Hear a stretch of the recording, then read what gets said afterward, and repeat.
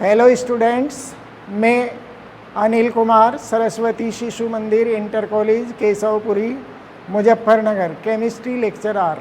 आज हम कक्षा 12 में केमिस्ट्री विषय में पी ब्लॉक तत्वों का अध्ययन करेंगे। तो सबसे पहले पी ब्लॉक तत्वों में हम सबसे पहले लेते हैं इंट्रोडक्शन। क्या इनकी प्रस्तावना है? आप सभी कक्षा 11 में पढ़ के आए हैं कि मेंडलीव की दीर्घाकार आवर्त सारणी में दाईं ओर 6 ऊर्ध्वाधर column third A, fourth A, fifth A, six A, seventh A और शून्य समूह के तत्वों को पी ब्लॉक तत्वों में रखा गया है। परंतु पी ब्लॉक तत्व कहते किसे हैं? पी ब्लॉक तत्व वे तत्व जिनके बाह्यतम उपकोष पी में इलेक्ट्रॉन प्रवेश करते हैं, जैसे नाइट्रोजन 1s², 2s², 2p3। तो यहाँ आपने देखा कि बाह्यतम उपकोष P में इलेक्ट्रॉन ने प्रवेश किया है, इसलिए इनको क्या कहते हैं? इनको P ब्लॉक तत्व कहते हैं। इस ब्लॉक के अंतर्गत थर्ड ए, जो इस ब्लॉक के तत्वों का सामान्य इलेक्ट्रॉनिक विन्यास ns² np1 2 6 1 से 6 तक होता है। तो थर्ड ए में हमारे पास जो इलेक्ट्रॉनिक विन्यास ns² np1, फोर्थ ए में ns² np2, फिफ्थ ए में इलेक्ट्रॉनिक विन्यास ns² np3, फोर्थ ए में इलेक्ट्रॉनिक विन्यास आएगा ns² np4, सेवन्थ ए में ns² np5 और शून्य समूह में ns² np6। ये इनका सामान्य इलेक्ट्रॉनिक विन्यास होता है। इनमें से हम जो फिफ्थ ए समूह के तत्व हैं उन्हें क्या कहते हैं? उन्हें नाइट्रोजन परिवार के तत्व कहते हैं। फिफ्थ ए समूह में पी ब्लॉक के फिफ्थ ए समूह में नाइट्रोजन, फास्फोरस, आर्सेनिक, एंटीमनी व बिस्मथ को रखा गया है। ये सब तत्व मिलकर एक परिवार बनाते हैं जिसे नाइट्रोजन परिवार के तत्व कहते हैं। इस समूह के सभी तत्व अपर रूपता प्रदर्शित करते हैं, ओलोट्रोफी। ठीक है भाई। इसके बाद जो होता है, इस समूह के इस ब्लॉक के तत्वों को धातु, अधातु व उपधातु में विभाजित किया गया है। ये हमारा हुआ नाइट्रोजन मुक्त अवस्था में वायुमंडल में तथा संयुक्त अवस्था में यौगिकों में पाई जाती है। भार के अनुसार वेट के अकॉर्डिंग कितनी नाइट्रोजन की परसेंटेज होती है? 75%। जबकि आयतन की दृष्टि से आयतन वॉल्यूम के अनुसार वायुमंडल में नाइट्रोजन 78% होती है। अब छात्रों, इसके बाद हम नाइट्रोजन फैमिली में सबसे पहले नाइट्रोजन परिवार की आवर्त सारणी में क्या स्थिति है। ठीक है। Position of nitrogen family in periodic table. इनको आवर्त सारणी में नाइट्रोजन परिवार को कहाँ रखा गया? तो नाइट्रोजन परिवार को पी ब्लॉक के फिफ्थ ए समूह में रखा गया है। इस फिफ्थ ए समूह में नाइट्रोजन, फास्फोरस, आर्सेनिक, एंटीमनी व बिस्मथ तत्व हैं। ये सब तत्व मिलकर एक परिवार बनाते हैं जिसे नाइट्रोजन फैमिली कहते हैं। इस फैमिली का जो सामान्य इलेक्ट्रॉनिक विन्यास है ns² np3 होता है। इनके गुणों का अध्ययन करते हैं। ठीक है भाई। नंबर एक पर जो हम स्केच पढ़ेंगे वो है इलेक्ट्रॉनिक कॉन्फ़िगरेशन। हिंदी में इसको इलेक्ट्रॉनिक विन्यास कहते हैं। इस समूह के सभी तत्वों का सामान्य इलेक्ट्रॉनिक विन्यास ns² np3 होता है। अर्थात इनके बाह्यतम उपकोष P में 3 इलेक्ट्रॉन होते हैं। नाइट्रोजन का लिखते हैं, ये रहा 1s², 2s², 2p3 या करके 2 5। इसी प्रकार फास्फोरस का लिख के देखते हैं 2s², 2p6, 3s², 3p3 या करके 285। इसके बाद आर्सेनिक का लिखते हैं 33, 1s², 2s², 2p6, 3s², 3p6, 3d10, 4s² और 4p3 या करके इलेक्ट्रॉनिक विन्यास लिख सकते हैं 2, 8, 18, 5। ये रहा। दूसरा जो पॉइंट लेंगे हम वो लेंगे इसमें वैलेंसी, संयोजकता, valency and oxidation number. Valency किसी तत्व के बाह्यतम कोश में उपस्थित इलेक्ट्रॉन की संख्या ही उसकी संयोजकता कहलाती है। तो कितने इलेक्ट्रॉन आए पी उपकोश में? 3। या एल कोश में कितने आए? 5। तो ये सभी तत्व कितनी संयोजकता प्रदर्शित करते हैं? ये सभी तत्व 3 व 5 संयोजकता प्रदर्शित करते हैं। अब बात करें ऑक्सीडेशन नंबर की, तो इस समूह के सभी तत्व -10, +3 तथा +5 ऑक्सीडेशन नंबर प्रदर्शित करते हैं। तीसरे पॉइंट में हम लेंगे यहाँ पर एटॉमिक रेडियस। एटॉमिक रेडियस जिसे हिंदी में परमाणु त्रिज्या कहते हैं। तो जब हम समूह में ऊपर से नीचे की ओर आएंगे तो परमाणु क्रमांक, एटॉमिक नंबर बढ़ने के साथ साथ, परमाणु क्रमांक बढ़ने के साथ साथ परमाणु त्रिज्या बढ़ने के साथ साथ परमाणु त्रिज्या बढ़ती जाती है। परमाणु त्रिज्या बढ़ी है तो चौथे पॉइंट में लेंगे आयनन विभव, आयोनाइजेशन पोटेंशियल, इलेक्ट्रॉन बंधुता, इलेक्ट्रॉन एफिनिटी इसको इंग्लिश में कहते हैं, इलेक्ट्रॉन बंधुता तथा विद्युत ऋणात्मकता। विद्युत ऋणात्मकता क्या होती जाती है? विद्युत ऋणात्मकता आदि घटती जाती है। क्यों?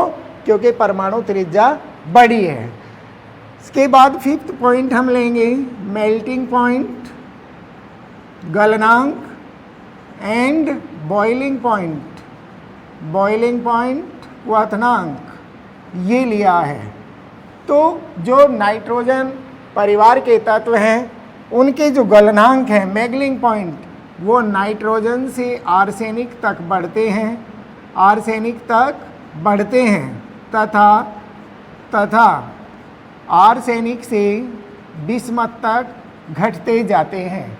जबकि जो बॉइलिंग पॉइंट है जिसे हम क्वथनांक कह रहे हैं वो नाइट्रोजन से बिस्मथ तक बढ़ता जाता है।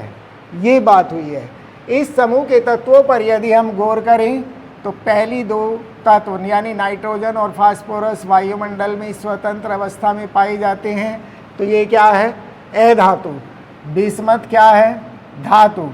और जो बीच में 2 तत्व बचे आर्सेनिक और एंटीमनी, ये दोनों क्या हैं? उपधातु। तो जो हमारा छठा नंबर है स्टूडेंट्स, उसका नाम है हमारे पास metallic, metallic and non metallic. तो इस समूह के तत्वों को हमने धातु, अधातु तथा उपधातु में विभाजित किया है। ये पॉइंट आपको क्लियर हो गया होगा। इसके बाद स्टूडेंट्स हम इसमें लेते हैं कुछ केमिकल प्रॉपर्टीज़ की बात करते हैं। केमिकल प्रॉपर्टीज़ में सबसे पहले हम लेंगे रिएक्टिविटी। रिएक्टिविटी क्रियाशीलता। क्या क्रियाशीलता होती है? ये लिया हमने रिएक्टिविटी। नाइट्रोजन गैस न तो स्वयं जलती है और न जलाने में सहायता करती है, परंतु फिर भी ये अधिक ताप पर नाइट्रोजन से अभिक्रिया करके नाइट्रिक ऑक्साइड बनाती है। नाइट्रिक ऑक्साइड बनाती है। इस अभिक्रिया में 40.2 किलो कैलोरी ऊष्मा उत्पन्न होती है। इसी प्रकार नाइट्रोजन अधिक ताप पर हाइड्रोजन से अभिक्रिया करके क्या बनाती है?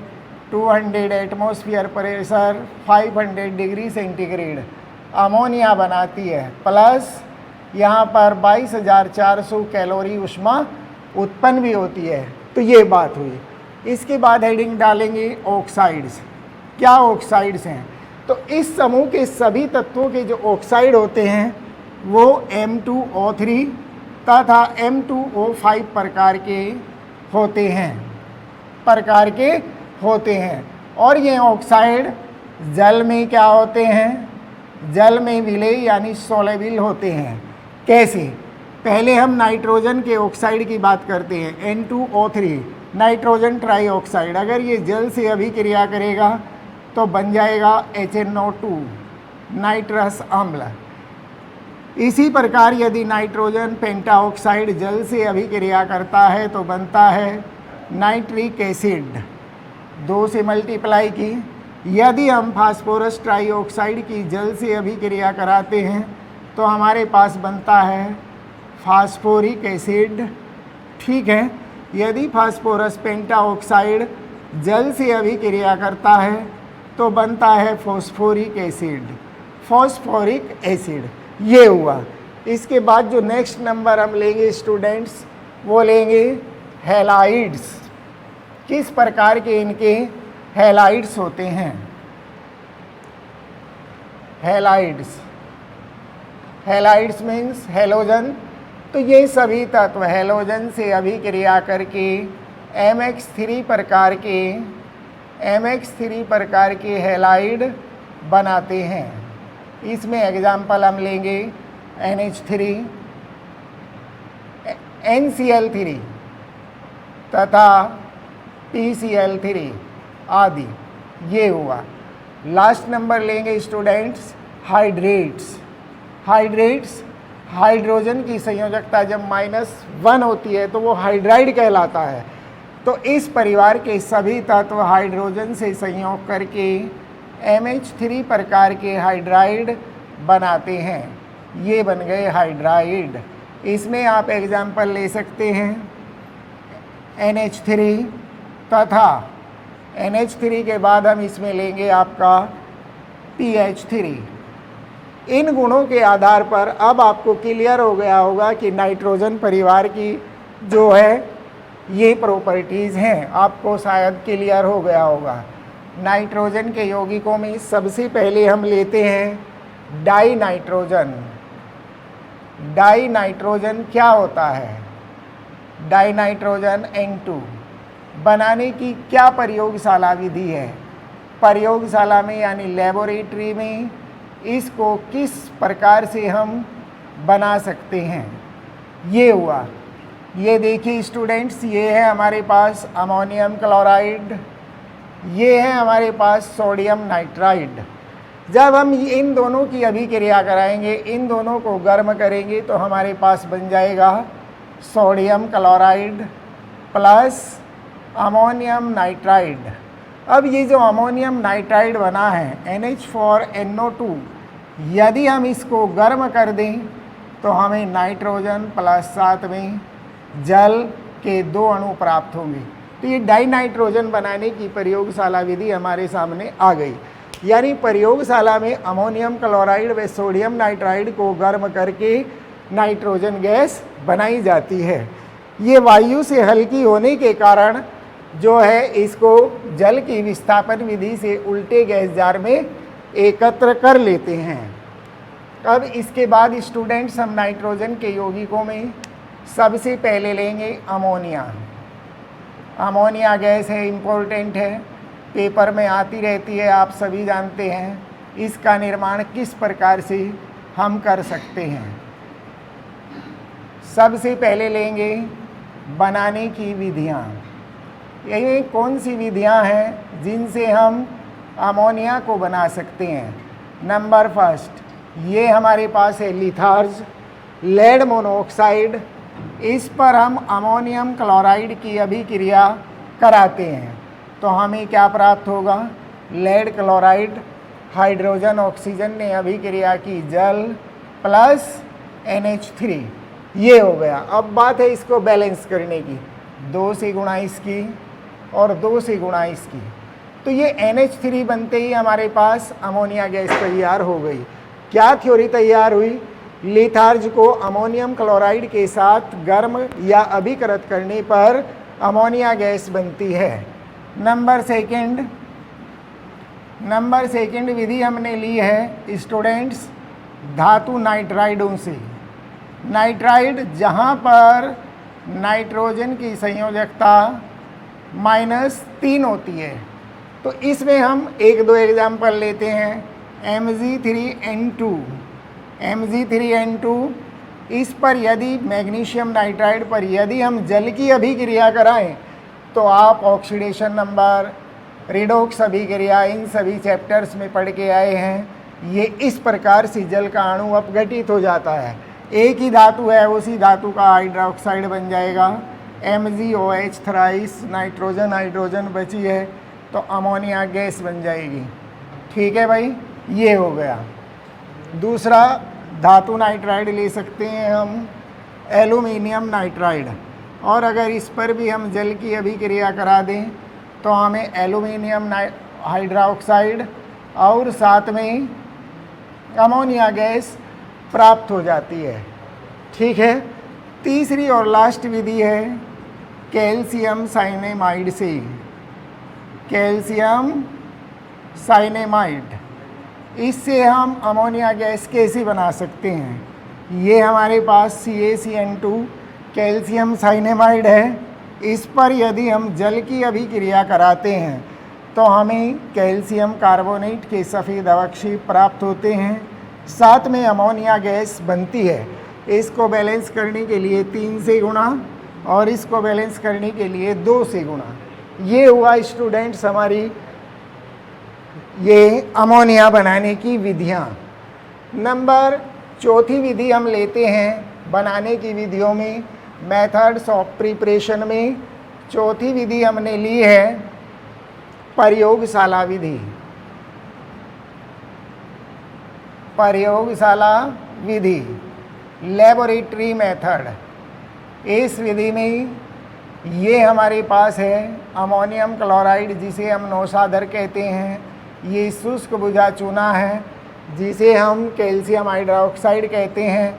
इन दोनों को गर्म किया, जब कैल्शियम और क्लोरीन अभिक्रिया करेंगे तो बनेगा कैल्शियम क्लोराइड, हाइड्रोजन और ऑक्सीजन जल प्लस NH3। 2 से गुणा यहाँ, 2 से यहाँ और 2 से यहाँ। तो क्या थ्योरी हमारे पास तैयार हुई स्टूडेंट्स?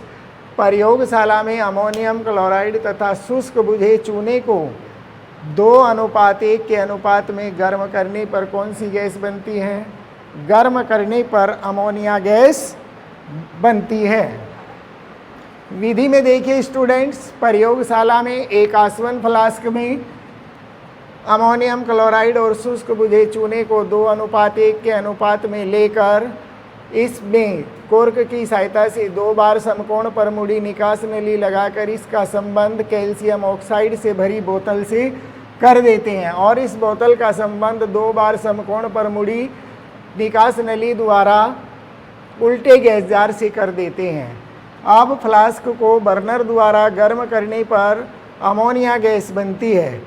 अमोनिया गैस बनती है, इसमें जलवाष्प आदि की अशुद्धियाँ होती हैं। इन अशुद्धियों को पृथक करने के लिए अमोनिया गैस को कैल्शियम ऑक्साइड से प्रवाहित करके शुद्ध एवं शुष्क गैस को वायु की विस्थापन विधि से उल्टे गैस जार में एकत्र कर लेते हैं। क्यों? क्योंकि ये वायु से हल्की गैस है।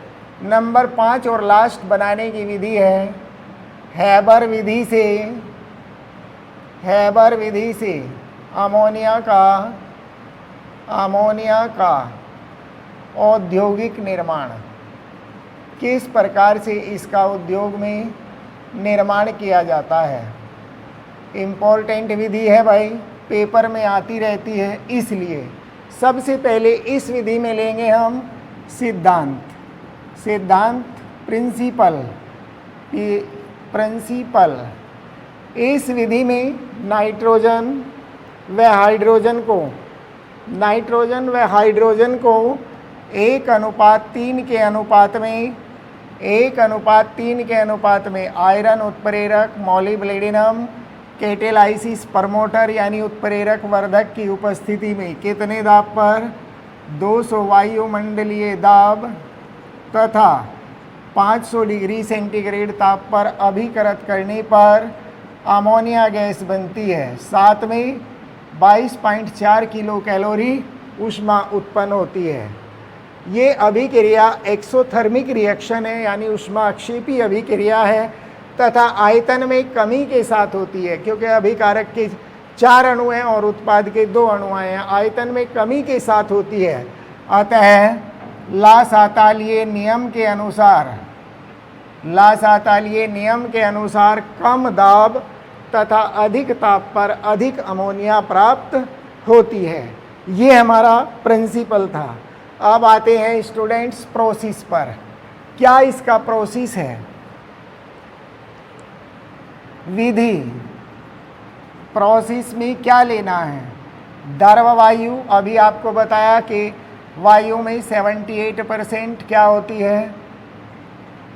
नाइट्रोजन। द्रव वायु से प्राप्त नाइट्रोजन और वाटर गैस, हिंदी में इसको भाप अंगार गैस कहते हैं। भाप अंगार गैस से प्राप्त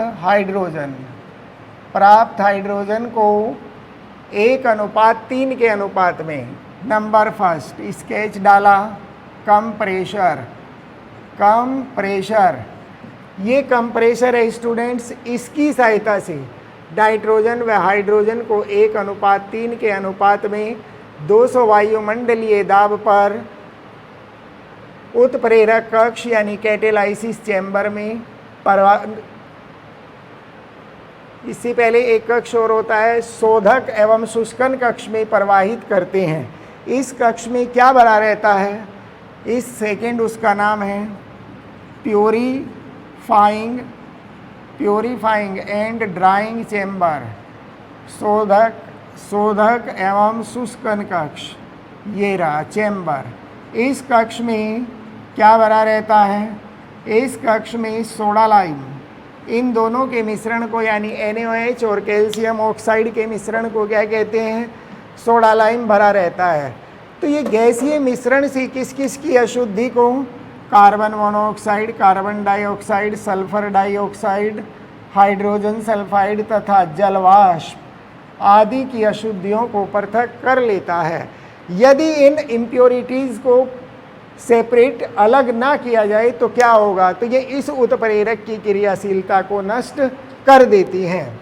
तीसरा पॉइंट आया हमारे पास प्रोसेस में, नंबर थर्ड,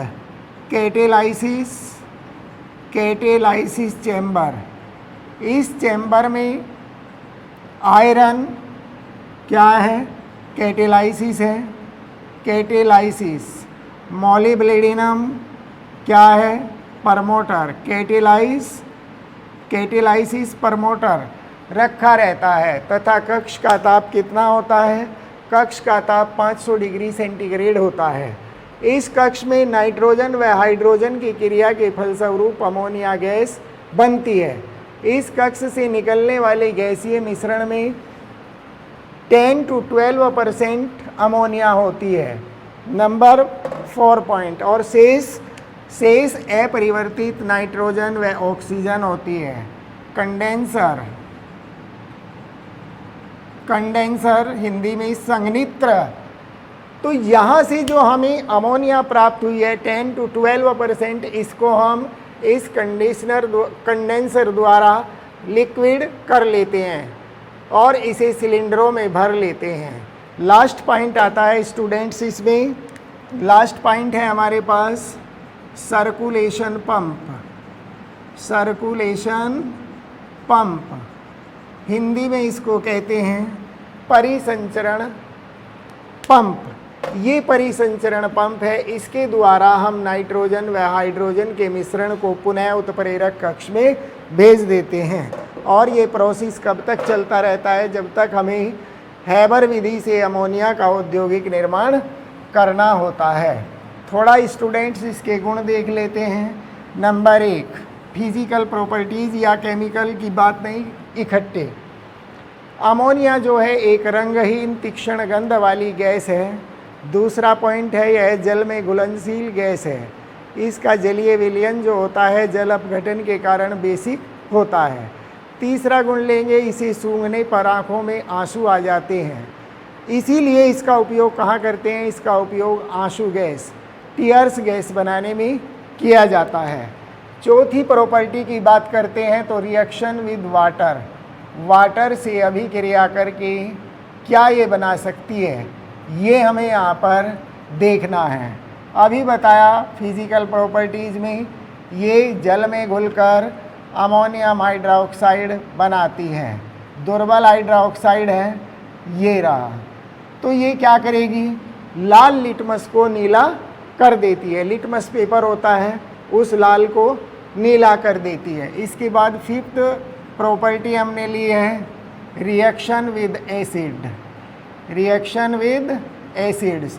जब अम्ल और अक्षार यानी एसिड और बेस अभिक्रिया करते हैं तो किसकी फॉर्मेशन होती है? साल्ट की। NH3 plus HCl equal to NH4Cl, ammonium chloride लवण है। NH3 प्लस HNO3 यानी nitric acid equal to NH4NO3, ammonium nitrate लवण हो गया। इसके बाद हम इसके पढ़ेंगे ऑक्सीकारक, ऑक्सीकारक गुण। ऑक्सीकारक गुणों में क्या होगा भाई? ऑक्सीकारक गुण में ये जो अमोनिया है वायु से के साथ अभिक्रिया करती है, परंतु किसकी उपस्थिति में? प्लेटिनम की जाली की उपस्थिति में। कितने ताप पर? 800 डिग्री सेंटीग्रेड ताप पर अभिक्रिया करके नाइट्रिक ऑक्साइड प्लस जल बनाती है, नाइट्रिक ऑक्साइड प्लस जल बनाती है। ये रही, ये नाइट्रिक ऑक्साइड है और ये जल है, तो ये इसका ऑक्सीकारक गुण हुआ। 7 नंबर पर हम इसका लेंगे अपचायक गुण यानी रिड्यूसिंग प्रॉपर्टीज़। किस टाइप का अपचायक गुण ये प्रदर्शित करती है? तो ये धातु ऑक्साइड लेते हैं कोई भी, ये लिया क्यूप्रिक ऑक्साइड और इसकी हमने अमोनिया से अभिक्रिया कराई तो क्या बना? तो ये धातु जमा हाइड्रोजन ऑक्सीजन ने अभिक्रिया की, जल प्लस नाइट्रोजन 3 से मल्टीप्लाई, हाइड्रो इसकी 2 से, इसकी 3 से। इसी प्रकार हमारे पास लेड ऑक्साइड है, ये अमोनिया से अभिक्रिया करके लेड में अपचयित हो जाती है, प्लस जल के 3 अणु बनते हैं, प्लस 1 अणु नाइट्रोजन प्राप्त होती है। ये ऑक्सीकारक गुण हुए हैं। अब सबसे इम्पोर्टेंट गुण आया है, इस गुण में किससे अभिक्रिया है? हैलोजन से। तो हैलोजन से जो अभिक्रिया होती है अमोनिया की, वो से 2 स्टेप्स में पूरी होती है। हैलोजन्स नंबर फर्स्ट, अमोनिया की अधिकता में, अमोनिया की अधिकता में अभिक्रिया करके क्या बना सकती है? ये अमोनिया है प्लस क्लोरीन, आधिक्य अमोनिया का है। जब अमोनिया का आधिक्य होता है तो अमोनियम क्लोराइड और नाइट्रोजन गैस बनती है, ठीक है। ये बना अमोनियम क्लोराइड और नाइट्रोजन गैस। सेकंड स्टेप में क्या लेना है? सेकंड स्टेप में उल्टा कर देंगे, क्लोरीन की अधिकता लेनी है। क्लोरीन की अधिकता में अभिक्रिया करके क्या बनाती है? अभिक्रिया करके ये रही NH3 plus Cl2 equal to nitrogen और क्लोरीन अभिक्रिया करें तो nitrogen trichloride plus hydrogen chlorine अभिक्रिया कर रहे हैं तो HCl, नाइट्रोजन ट्राइक्लोराइड बना है, जो कि कैसा पदार्थ है? जो कि एक विस्फोटक पदार्थ है। लास्ट गुण लेते हैं स्टूडेंट्स, लास्ट में धातु लवणों से अभिक्रिया। धातु लवणों से ही मेटल साल्ट से अभिक्रिया करके क्या बना सकती है? से अभिक्रिया। तो धातु लवणों से अभिक्रिया करके देख लेते हैं। ये हमारे पास कॉपर सल्फेट है। अभी हमने अमोनिया की जल से अभिक्रिया पढ़ी तो अमोनियम हाइड्रोक्साइड बना, तो एक संकर यौगिक बनेगा Cu छोटा bracket NH3 tetra SO4 plus 4H2O। ये संकर यौगिक हमारे पास तैयार हो गया। इसी प्रकार ये सिल्वर क्लोराइड से अभिक्रिया करके डाईएमीन सिल्वर क्लोराइड बनाएगी, बड़ा ब्रैकेट AG, छोटा bracket NH3 twice Cl plus 2H2O, diammine silver chloride. ठीक इसी प्रकार जिंक सल्फेट से अभिक्रिया करके, जिंक सल्फेट से जब अमोनियम हाइड्रोक्साइड अभिक्रिया करता है तो ZnNH3 4SO4 plus 4H2O tetraammine zinc sulphate बनाती है। उपयोग में इसके हम ला सकते हैं स्टूडेंट्स विस्फोटक पदार्थ बनाने में, प्रयोगशाला में अभिकर्मक के रूप में अमोनियम हाइड्रोक्साइड का उपयोग करते हैं। कहीं हमने बनाया था अम्लों से अभिक्रिया में अमोनियम नाइट्रेट, और फर्टिलाइज़र के रूप में इसका उपयोग किया जाता है। इसके अतिरिक्त स्टूडेंट्स इसका उपयोग अक्षु गैस बनाने में किया जाता है। संभव उम्मीद है आपको समझ में आया होगा। धन्यवाद।